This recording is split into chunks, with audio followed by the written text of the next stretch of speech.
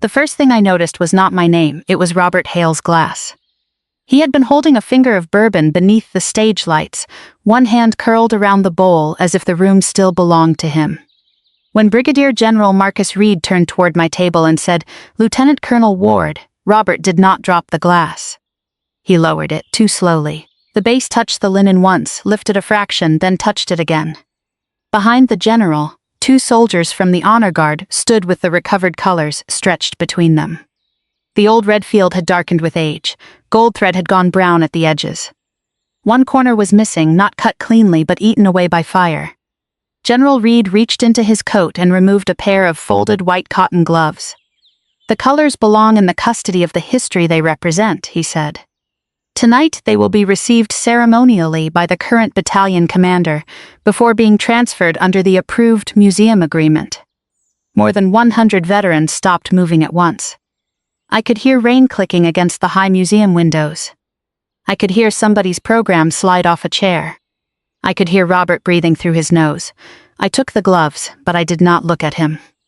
"Not yet. Before I tell you how the room reached that silence, subscribe and stay with me." Robert had spent 3 weeks making certain the commander's chair would remain empty.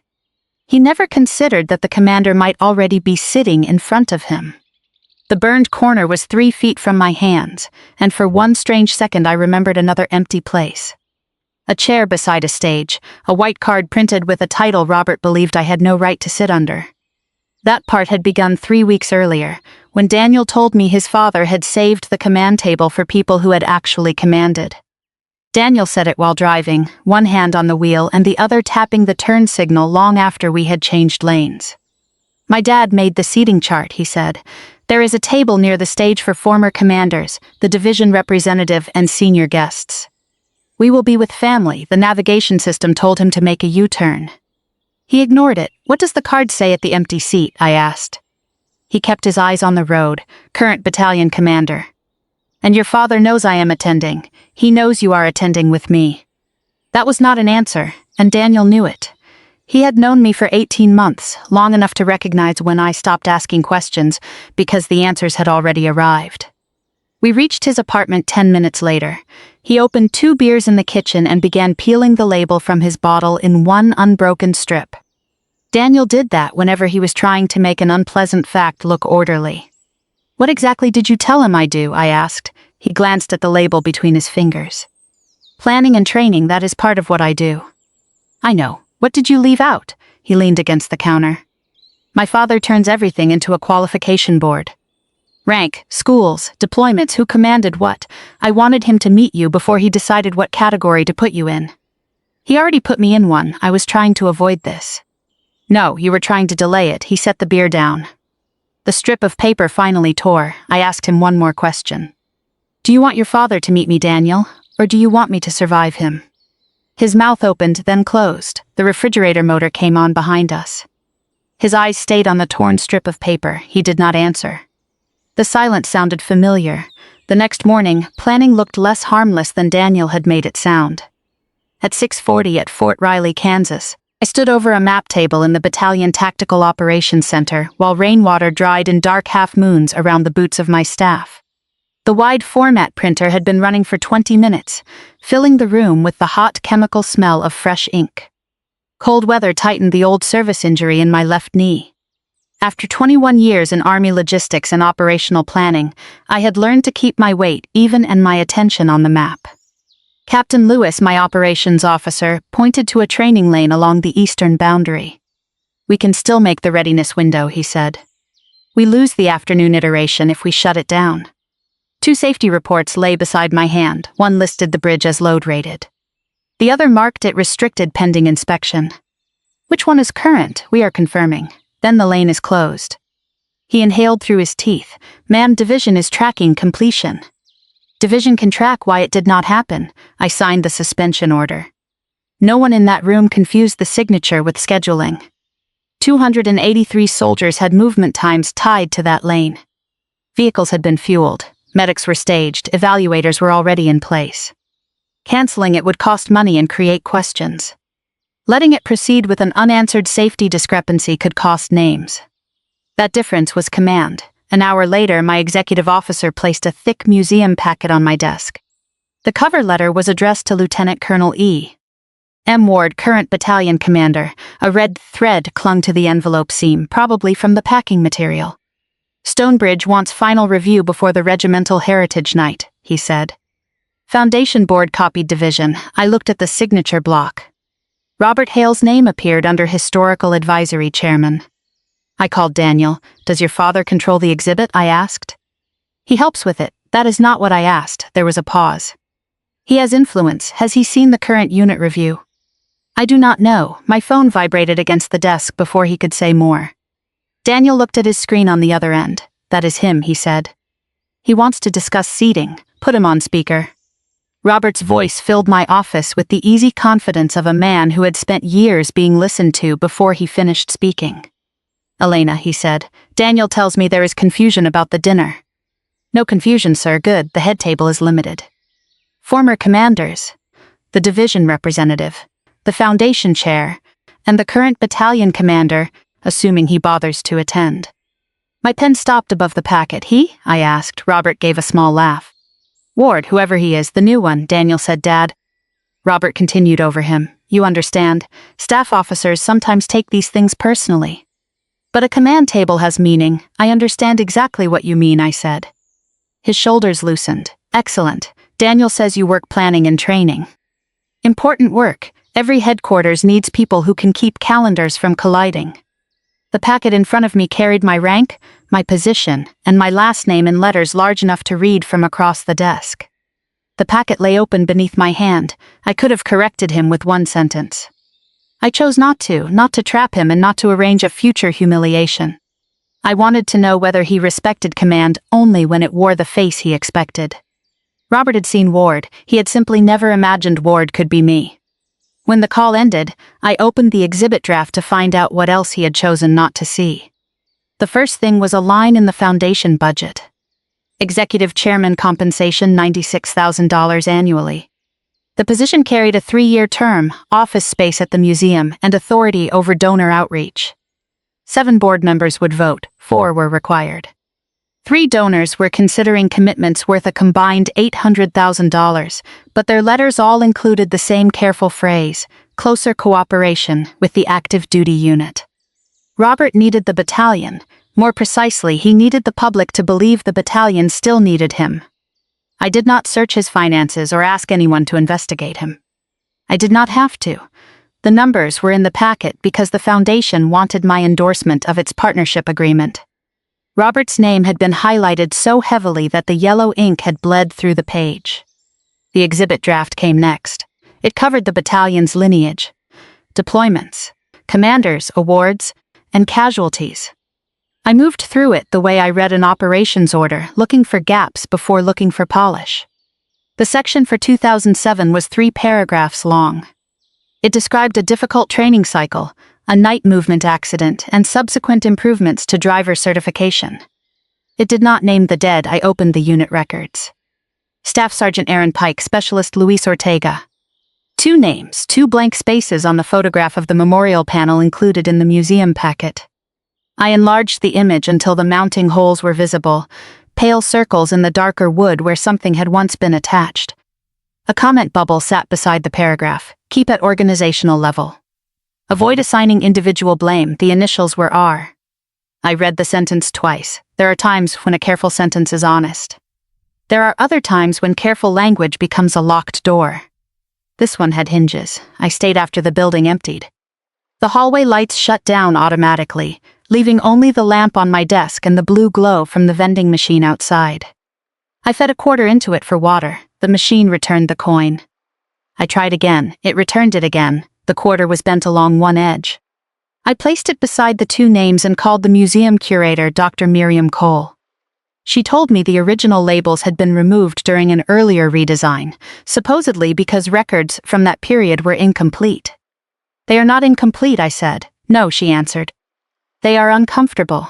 That was the first professional sentence anyone had spoken to me about the exhibit. I requested the archived review notes.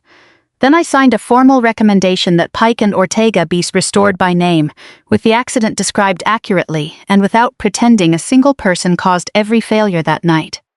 I did not ask for Robert's name to be removed. On Sunday, Daniel drove me to his father's house. Robert said it looked like the inside of a uniform pocket enlarged to the size of a room. Challenge sat in perfect rows, framed guidons covered one wall. A photograph of Robert taking command hung above the desk, his younger face turned toward the colors as if he were making a private promise. Daniel opened a low cabinet. "You still have it?" he asked. Robert stiffened. "Have what?" "The piece Boone gave you for the Foundation archive." Daniel lifted out a dark wooden box. It smelled of camphor and old gun oil when he opened it. Inside lay a strip of red cloth no larger than my palm. One edge had been blackened and curled by heat. Gold thread ran through the weave, dulled almost brown. Robert stepped closer. "That is not for handling." I touched only the clean edge with the side of one finger. The fabric was heavier than modern ceremonial cloth. A loose gold filament caught against my knuckle. "Where did it come from?" I asked. "From the old storage fire." "Which storage fire?" His thumb moved along the burned edge. "The Foundation warehouse. Years ago, the colors were listed as missing after that fire." Robert's thumb stopped on the burned edge. His eyes moved from my hand to my face and stayed there. "Boone found it in debris that had already been released to the Foundation," he said. "It was logged as unidentified ceremonial textile. I kept it safe until someone could determine what it was." "Was that determination ever requested?" "It was preserved." "Those were not the same thing." The piece belonged with someone who understood what it represented. "Meaning you," I said, "meaning someone who had carried responsibility for that battalion." I studied the burn pattern. The missing corner in the old inventory photograph had an irregular inward curve. So did the cloth in the box. I could have told him what I suspected. I did not. I set the fragment back into the shallow impression it had made in the velvet. The gold thread that had caught my hand stayed against my skin until I brushed it away. Later that night, I returned to my office. The building was dark. The bent quarters still lay beside Pike and Ortega's names. I read both names aloud, not because I thought the room needed to hear them. Because I did. Years earlier, when I was a company commander, I had waited 9 minutes for confirmation that a medical route was clear. The investigation later said the delay had been reasonable. The platoon sergeant on the litter was still dead. Procedure can explain why a decision was made. It cannot carry the body for you. I signed the revised memorial request, placed the bent quarter on top of it, and sent the packet back to Stonebridge. I was not going to argue with Robert about who understood command. I was going to make sure the dead were not used as furniture in his version of it. Robert served steak on white plates with a thin blue line around the rim. The knives were heavy enough to feel ceremonial. Every time he cut, the blade scraped porcelain in the same measured rhythm. At first, his questions sounded polite. "What map system are you people using now?" I answered, "How often do junior officers rehearse route changes?" I answered that too. "Do planners still build contingencies, or does a computer spit them out?" "Computers give you options," I said. "People decide which risks belong to other people." Boone sat at the far end of the table. I had met him once in the entryway. He was broad through the shoulders, silver-haired and quieter than Robert. One hand stayed in his jacket pocket, turning something metal against something else. Robert leaned back. "You are sharp," he said. "Daniel undersold you." Daniel gave a weak smile. "I told you she was good at her job." "I can see that." Robert lifted his wine. "Women have always been good coordinators." "You notice details men ignore, that matters." The compliment arrived with a wall built inside it. "Coordination is not command," he continued. "Command is deciding which son comes home late because you sent him somewhere dangerous." Daniel looked down at his plate. I took one sip of water. Robert leaned forward before I set the glass down. He began talking about a night movement in 2007. Rain, bad visibility, a schedule that had already slipped. A vehicle rolled down an embankment before midnight. He described the phone calls. He described the signatures. He described standing outside a family's front door with a chaplain. He did not describe the men. "What were their names?" I asked. The knife stopped. Robert's eyes shifted toward Boone, then back to me. "That is not the point. It usually is to the family." His jaw tightened. "2 soldiers died under my command." "What were their names?" "I remember their names." "But you are not saying them," Daniel whispered Elena. Robert put both hands flat beside his plate. You asked what command costs. I am telling you, a planner can study a map. A planner can calculate fuel time, distance, acceptable loss. But a planner does not know what it feels like to send people into a dead zone and wait to learn who comes back. The candle between us had softened in the heat. Its top leaned to one side, but the flame stayed upright. I could taste copper where I had pressed my tongue against a tooth. Not every commander talks about the people they failed to bring home, I said. It was the only sentence I gave him. Robert's face changed by less than an inch. Moisture gathered at the lower rim of his eyes, then the skin around them tightened again. Boone's hand stopped moving inside his pocket. Robert stared at me. You think that was a criticism? I think it was an observation. Based on what experience? Daniel had a clean opening then. Robert had asked a direct question. All Daniel had to do was tell the truth. Instead, he said, her work is more complicated than you think. Robert turned toward him. Has she ever held final responsibility for soldiers? Daniel rubbed his thumb along the torn edge of his napkin. She works with commanders every day. The words landed softly. That made them worse. Robert nodded as if a witness had confirmed his diagnosis. Then she has been near command, he said. That is not the same as carrying it. I looked at Daniel. He knew what I was asking without words. He looked away. Robert stood and crossed to a side table. A speech lay there in a black folder. I could use your eye on this, he said to me. You understand structure. He handed it across the table. The keynote began with lineage and sacrifice. By the second page, it blamed current leaders for replacing field judgment with metrics. By the third, it described the present command climate as more interested in appearances than combat power. He was asking me to improve an attack on me. You want me to edit this? Clean up the transitions, make it less repetitive. Staff work. Daniel gave a short laugh that died when no one joined him. I closed the folder. Robert said, You disagree? I am not editing it. His voice cooled. Because you are offended? Because they are your words. I slid the folder back across the table. Robert placed 2 fingers on the cover. Young officers are too sensitive about criticism. The battalion existed before them. It will exist after them. Boone finally spoke. Depends what survives, he said. Robert looked at him sharply. Boone removed his hand from his pocket but kept his fist closed. Nothing. The rest of dinner moved through small sounds. Forks, ice, Daniel clearing his throat and deciding not to speak. Robert changed the subject to construction contracts because Daniel understood those, and the room relaxed around the lie, as if it had earned the right. Outside, the parking lot lights made the wet pavement look like black glass. Daniel followed me to my car. You could have told him, he said. I unlocked the door but did not open it, so could you? I was trying to keep him from turning the dinner into a fight. He did that without help. You know what he is like. Yes, please, at the reunion just let the night be about him.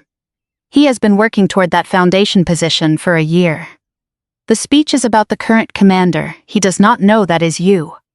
That is not a defense of him. Daniel ran both hands through his hair.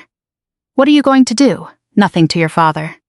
He exhaled, then I finished, and nothing for you. The breath stopped halfway out. His hand fell from the roof of the car. I will not announce myself. I will not arrange a confrontation. I will not use my position to embarrass him, but I am done helping you keep me small enough for him to tolerate. Elena, no, the word was quiet. It held. I got into the car and left the speech with Robert exactly as he had written it. 2 days before the Heritage Night, Daniel called while I was walking back from the motor pool. He has the votes, he said. Rain had turned the gravel beside the road into pale mud. I stepped under the overhang of a maintenance bay. What votes the foundation board? Evelyn told 4 members are leaning yes. Leaning is not voting, you know what I mean. I did. Robert believed the executive chairmanship was finished business. Daniel said the 3 major donors had reserved a table near the stage. 2 board members had been promised direct access to active unit heritage events if Robert won, a promise the foundation had no authority to make without the unit's agreement. A 4th member still wanted confirmation that division supported the partnership, but Robert had already counted her. Men like Robert were often calmest when they believed no one else could change the ending. That afternoon, Stonebridge called about property recovered from the estate of a veteran who had died the previous winter. His family had found a long archival tube behind a false wall in his workshop. A label on the tube carried the battalion designation and a date from before the warehouse fire. Dr. Cole asked me to come to the conservation room the next morning. Robert was already there when I arrived. He wore a blazer with his regimental crest and stood beside the examination table like a man waiting for a curtain to rise. Daniel had driven him. When I entered, Robert glanced past me toward the hallway, still looking for whoever division had sent. Miriam Cole entered wearing a gray smock. Her magnifying lens hung from a copper chain against her chest. A representative from the Army Museum system joined by secure video for the initial inventory. Division protocol had also been notified, because the object could require a ceremonial handoff before transfer into the approved museum custody process. Miriam cut the outer wrapping, lifted away tissue paper, and exposed a field of dark red cloth. No one spoke. The old organizational colors were folded in layers, brittle at the edges but largely intact. The gold embroidery had darkened, streamers were missing. One lower corner had been burned into an uneven crescent. Robert moved closer. My God, Miriam held up one hand. Please do not touch. He stopped. She unfolded another section and compared the heraldic details with the inventory photographs. Then she looked at me. The soot tells me it burned, she said. The weave will tell me what it belonged to. Robert turned toward Daniel. Get the box. Daniel went to the car and returned with the wooden case. When Miriam placed the red fragment beside the missing corner, the shapes did not merely resemble each other. The inward curve matched, so did the line of gold thread. For the first time since I had met him, Robert looked young. Not happy or younger. He stared at the colors as if a door had opened onto a room he had kept sealed for 15 years. I saved part of it, he said. Miriam did not look up from her lens. You preserved part of it. Robert kept his eyes on the colors. This changes the program, he said. The colors should be unveiled during my keynote. Miriam glanced at me because ceremonial participation belonged to the active unit and division protocol, not the Foundation's historical advisor. I said division will determine the sequence. Robert's eyes narrowed. Why would division need to be involved? Because these are organizational colors entering an Army Museum custody process. They are retired colors. Retired does not mean privately owned. He looked at me with the same irritation he had shown at dinner, but now it carried a question he could not quite form. Miriam placed the fragment in a separate sleeve. Robert objected.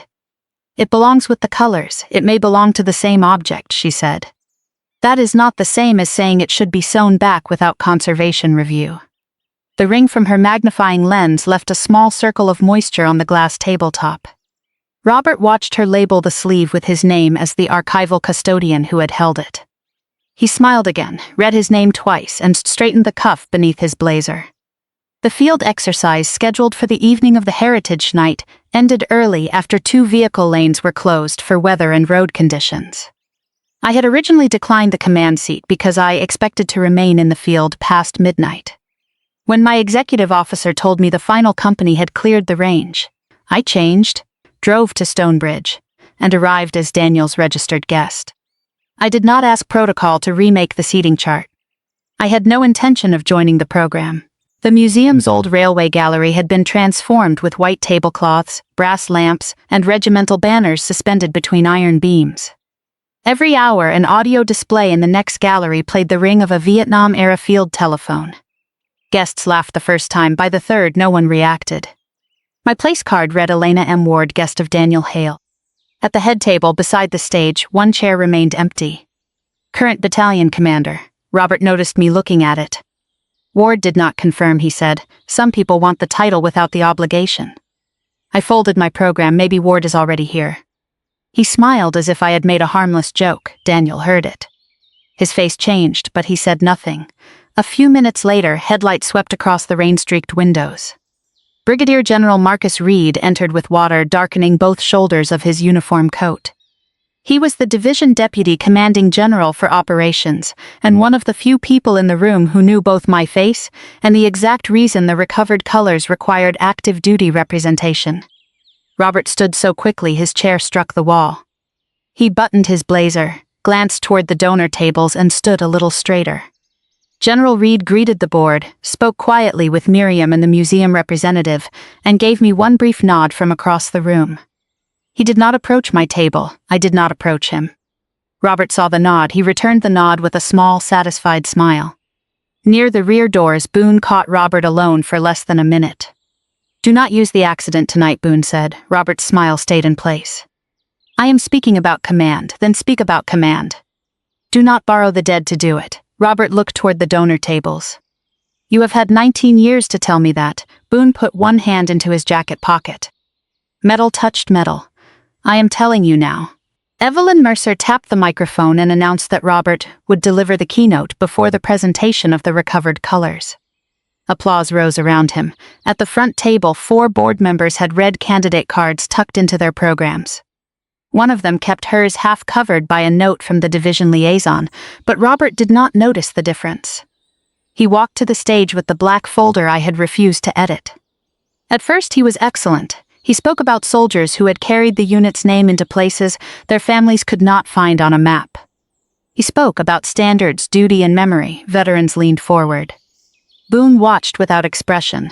Then Robert looked toward the empty commander's chair. He said institutions began to weaken when leaders confused measurement with judgment. He said command had become too concerned with appearing modern and not concerned enough with holding formation under pressure. A donor nodded. Robert's voice grew steadier. He said some people were selected to demonstrate progress rather than preserve readiness. Daniel shifted beside me, then Robert delivered the line he had written for himself. The battalion today is led by people who know how to write reports better than they know how to hold a line. The room stayed silent. Robert turned the page as if the silence had given him permission. Daniel pushed his chair back. I caught his wrist before he could stand. His pulse beat hard beneath my fingers. Sit down, I said. He is talking about you. I know, that is why. No, if you go up there now, this becomes a son defending his girlfriend from his father. Let him finish what he chose to say. Daniel looked at me as if I had asked him to hold his hand over a flame. Then he sat on stage. Robert turned one page in the black folder. The paper made a dry sound through the microphone. He spoke about battlefield instinct, though the event was not about a battlefield. He spoke about the danger of promoting symbols, though no one had mentioned a symbol. He spoke around the current commander without saying a name, because the person in his head had never become real enough to deserve one. When he finished, the applause came in separate pockets. General Reed rose. He did not hurry. He buttoned his coat, waited until the room settled, and asked Evelyn for the microphone. Colonel Hale, he said, thank you for your service to the battalion and for your work preserving its records. Robert inclined his head. The praise returned color to his face. Then General Reed turned toward my table, Lieutenant Colonel Elena Ward. The room moved before I did. A chair leg scraped. Someone near the donors whispered my last name. Boone removed his glasses and held them by one temple, staring at me without blinking. I stood. General Reed continued, commanding officer of the battalion these colors represent. Robert's hand closed around the edge of the lectern. For a moment, I watched him search through the previous 18 months. Daniel saying planning and training, the call about seating. My questions about the fragment, the initials on the museum review. Every fact had been available to him in pieces. He had assembled only the version he preferred. General Reed gestured toward the honor guard. Historical colors are not personal trophies, and they are not foundation property. They will enter the approved Army Museum custody process after tonight's ceremony. Before that transfer, they will be received on behalf of the living unit by its current commander. He removed the white cotton gloves from his coat. Colors are not souvenirs, he said. They are custody made visible. He held the gloves out to me. I walked past the family table, past the empty chair with its printed title, and stopped beside him. Only then did I look at Robert. He was still holding his bourbon. His thumb had gone white against the glass. The honor guard stepped forward. I pulled on the gloves. The cotton was cool and slightly loose at the fingertips. When the soldiers placed the staff and folded weight into my hands, the old cloth gave a faint sound like paper being opened. That was the moment from the beginning. Robert did not drop his drink. He lowered it too slowly. The base touched the table once, rose, and touched it again. No one laughed. No one needed to. I held the colors level. Robert came down from the stage without using the steps closest to me. He circled the lectern and stopped beside General Reed. This appointment was recent, he said. It was not quite a question. General Reed looked at him. Lieutenant Colonel Ward assumed command 8 months ago. Robert swallowed. I was told the new commander was selected under the division's modernization initiative. Selected under the Army's command process. Robert's eyes moved to me and back. General Reed did not raise his voice. Her battalion led the division's peer battalions in combined training readiness for 2 consecutive assessment cycles. It also had the highest retention rate among first-term soldiers in its brigade. A different silence followed. Chairs remained still, but eyes dropped toward programs and read candidate cards. At the donor table, a man opened the printed biography in his program. Evelyn Mercer placed 2 fingers over the red candidate card, then slowly turned it face down. Robert saw that. His jaw locked. He drew his shoulders back and stood straighter, though one hand remained pressed to the lectern. "Metrics," he said. "You just heard me speak about metrics." General Reed answered, "Readiness is not a photograph, Colonel. It is what a unit can do when ordered." Robert glanced at the colors in my hands. "There are reasons some officers advance faster now." The sentence was quiet enough that only those nearest the stage heard it. A board member near the aisle lowered her eyes. Robert kept his gaze on General Reed, waiting. I said nothing. General Reed did not defend my career with a speech. He turned to Miriam. "Dr. Cole, please complete the provenance statement." Miriam carried the clear conservation sleeve to the display stand. Inside it lay Robert's red fragment. She adjusted the magnifying lens hanging from its copper chain. "The fiber, thread count, dye composition, and burn boundary are consistent with the missed portion of the recovered colors," she said. "The fragment almost certainly separated during the warehouse fire." Robert stepped closer as I said I kept it safe. Miriam looked at him over the top of her glasses. "You preserved a fragment." I was the only one who understood what it was, perhaps. The word was gentle. Robert's mouth opened, then closed. Robert pointed toward the damaged corner, then put it back. "We will not sew it into the colors." "Why not?" "Because repair is not the same as pretending damage never occurred." She placed the sleeved fragment beside the colors, leaving a narrow space between them. Robert's name appeared on the label as the Foundation custodian who had held it. The veteran's estate appeared as the source of the recovered colors. The Army Museum System appeared as the receiving authority. The battalion appeared as the organization represented. No single name occupied the whole card. Robert stared at the gap between the fragment and the burned edge. "It belongs there," he said. Miriam's voice stayed level. "It came from there, that is a fact. Belonging is a larger claim." I felt the weight of the staff against my palm. The colors were heavier than they looked. "Most symbols are." Robert turned to me. "You knew." I suspected the fragment matched. "You knew who I was." "Yes, and you let me speak. They were your words." His mouth tightened. Daniel stood again. This time I did not stop him. The truth about my position had already been spoken by the person authorized to speak it. Whatever Daniel said next would not reveal me. It would reveal him. Daniel walked to the microphone with his hands empty. He did not look at the donors. He looked at his father. "I told you Elena worked in planning and training," he said. Robert's expression hardened. "This is not the time." "It is exactly the time." Daniel's voice shook on the first sentence. It steadied on the second. "She did not lie to you. She never asked me to hide anything. I used smaller words because I was afraid you would turn her life into a test, and then I kept using them because admitting the truth would have meant admitting what I had done." Robert glanced toward me. Daniel continued, "She is Lieutenant Colonel Elena Ward. She commands your old battalion. She has commanded it every day you have been insulting the person you imagined was sitting in that chair." The room stayed quiet. There was no applause for Daniel.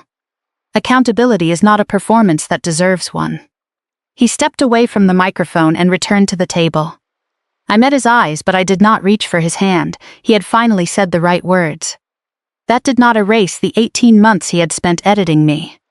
Evelyn Mercer moved to the next item in the program because ceremonies continue even when the people inside them have stopped knowing who they are.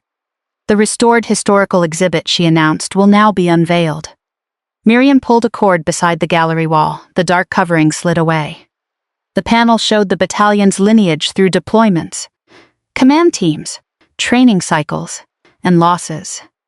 Robert's official command photograph remained in its original place. His name and dates were still printed beneath it. 2 new brass nameplates had been mounted below the section for the accident. Staff Sergeant Aaron Pike, Specialist Luis Ortega. I watched Robert read them. His lips moved once without sound. Boone rose from his table. He took 2 metal tags from his jacket pocket and walked toward the panel. They were duplicate dog tags worn smooth along the edges from years of being handled. He set them on the narrow ledge beneath the names. Robert looked at him. You had those? Boone nodded. All this time, why did you not give them to me? Boone's face barely changed. You already had enough of them. Robert flinched as if Boone had struck the table. Miriam stepped beside the exhibit. The final revision was requested by the current battalion commander after review of the unit records, she said. The text preserves the investigation's finding that the accident resulted from several connected failures. It also identifies the command decision to continue the movement. Robert turned toward me. His name was still on the wall. So was the decision. So were the men. That was the second reveal, though no one announced it with rank or ceremony. I had been given every reason to erase him from the story. I had also refused to let him stand inside it alone. The field telephone rang in the next gallery once. Twice. The old mechanical sound passed through the room, and no one laughed this time. Robert left through the side doorway. I handed the colors back to the honor guard for the documented transfer to the museum representatives. General Reed gave me a brief nod. He did not ask whether I wanted someone to accompany me. He understood that some conversations are part of command precisely because no one else can carry them. I found Robert in the communications gallery, standing beneath a display of field radios and canvas wire reels. The light was low. The telephone had stopped ringing. The red fragment lay in its clear sleeve on a bench beside him. Miriam had allowed him to carry it there before the final custody signature. He did not touch it. Why did you not correct me? He asked. His voice had lost the shape it used in rooms. I stayed near the doorway. You never asked a question long enough to hear the answer. That is clever. It is accurate. He looked toward the dark telephone. You could have stopped me before the speech. Yes. Why did you not? Because I needed to know whether you were protecting the battalion's history or only protecting your place inside it. His fingers loosened around the edge of the bench. He sat. For several seconds, he said nothing. Then he looked back toward the gallery wall where the two brass plates were visible through the doorway. I requested the shorter language, he said. I know. I did not remove their names the first time. You approved the exhibit without putting them back. His jaw worked. The investigation did not place the accident on one person. No, the route guide was missing. Weather reporting was late. The vehicle commander exceeded the safe speed, yes. I signed the continuation, yes. He looked at me sharply, perhaps waiting for comfort or accusation. I gave him neither. I had 30 years of service, he said. 2 years in command, 4 deployments, hundreds of soldiers came home. And 2 did not. You think I do not know that? I think you know it so completely that you made everyone else stop saying their names. His shoulders dropped, not much enough. Robert looked down at the sleeved fragment. When the warehouse burned, Boone found that in the debris. I kept it because I thought the rest was gone. Why was it never fully catalogued? I told myself the Foundation would mishandle it. And the real reason? His hand moved toward the burned cloth, then stopped before touching the plastic. It was the only piece no one could revise. That was the first fully honest sentence he had spoken to me. The cloth had burned, he had held it, the colors had been lost. Those facts required no committee and no caption. A fragment could remain private.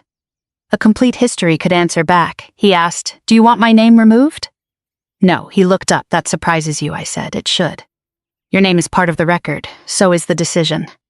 Yes, and you intend to leave both. Yes. His mouth pulled into something that was not quite a smile. You call that mercy? No, accuracy. The field telephone rang again on its automatic cycle. Neither of us moved to answer it. Robert stared through the doorway at Pike and Ortega's names. What do you want from me? I want the Foundation archives open to the museum review. Training logs, letters, earlier drafts, the complete after-action material including objections raised before the movement. That could damage people, then context will show what belongs to them and what does not. And if it damages me, that is not the standard. He took a slow breath. Do you want me gone? That is not my decision either. You are the commander of the battalion, not of history. He leaned back against the bench. For years, I think Robert had treated command as the highest form of ownership. Orders, standards, memory, grief. He had believed that carrying responsibility once gave him permanent authority over the meaning of what happened. But command is temporary by design, custody passes. The responsibility does not become smaller because your name leaves the door. Robert picked up the fragment by the edge of its sleeve and set it flat on the bench between us. "I will give Miriam the records," he said. "All of them?" He looked at the two names again. All of them. 6 days later, before the foundation board could vote, Robert withdrew his candidacy for executive chairman. His letter did not confess to corruption because there had been none. It did not claim illness or family obligations. It said the foundation needed leadership able to work with the current unit without confusing stewardship with ownership. Evelyn Mercer accepted the withdrawal. The $96,000 position went to a retired Army archivist who had never commanded troops and did not apologize for that. Robert remained an unpaid historical advisor under a new review policy. Some board members wanted him removed entirely. Miriam argued that excluding him would make the archive less complete. I agreed with conditions. He would not approve his own captions. No one would. Daniel and I did not return to normal. Normal had depended on me pretending his fear was patience. He apologized without asking me to make him feel better. Then he began doing the less dramatic work. When friends asked what I did, he said it correctly. When his father changed the subject, Daniel changed it back. When he caught himself replacing a hard word with a soft one, he stopped and started over. We stayed together. That was not the same as saying trust returned on schedule. Some things come back only after they have been rebuilt enough times to hold weight. 6 weeks after the Heritage Night, Stonebridge reopened the exhibit. The recovered colors rested behind climate-controlled glass. The missing corner remained visible. Miriam displayed Robert's fragment beside it in a separate mount. She did not sew it into place or hide the gap with matching fabric. The labels explained where the fragment had been found, who had preserved it, and why modern conservation practice left the damage legible. Below the command timeline, the revised section described the night movement. It named the delayed weather update, the missing route guide, the vehicle speed, and the decision to continue. It named Aaron Pike. It named Luis Ortega. Robert's command photograph remained above them. Boone stood beneath the panel with both hands empty. General Reed attended for 10 minutes before leaving for another event. Daniel remained near the back. Miriam adjusted a label that was already straight. Robert arrived alone. He stopped several feet from me. His mouth opened once, then closed. No apology large enough for the room followed. My shoulders stayed loose. Public apologies can become another way to occupy the center. He looked at the colors, then at the two names. Finally, he looked at me. "Commander," he said, "no salute, no performance, just the title, spoken without resistance." I nodded once. That was as close as we came to reconciliation that day, and it was enough because enough is not the same as complete. The burned space in the colors was still there when I left the museum. I let my eyes rest on it before I turned away. Some things should not be restored until they look untouched. An honest history leaves the burned place visible. Then it names the people who stood nearest the flame. Robert had spent 3 weeks lecturing me about command.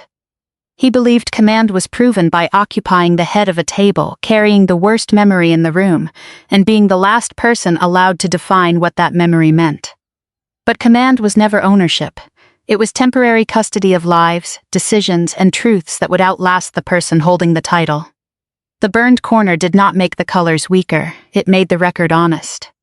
Pike and Ortega's names did not erase Robert's years of service. They placed those years beside the decision he had spent too long trying to soften. Accuracy did not destroy him, it finally left him somewhere real to stand. I had once believed dignity meant enduring every insult without moving. I knew better now. Dignity was not silence. It was refusing to become cruel when the truth gave you the power to be. It was keeping the names, the damage, and the person who caused it in the same frame, then allowing no one to own the frame. Robert had wanted to teach me what command cost. In the end, command was not the right to control the story. It was the duty to leave the truth intact for whoever carried it next. Only then did the man who had lectured me about command finally understand what command required. Thank you for staying with me all the way to the end of this story. Have you ever been reduced to a smaller version of yourself just to keep peace with someone else's pride? Have you ever had to protect the truth without destroying the person who tried to control it? Tell me what you would have done in Elena's place. If this story stayed with you, share it with someone who has been made smaller to protect another person's pride. Support the channel, subscribe, and turn on notifications for the next one. Take care of yourself, and I will see you in the next story.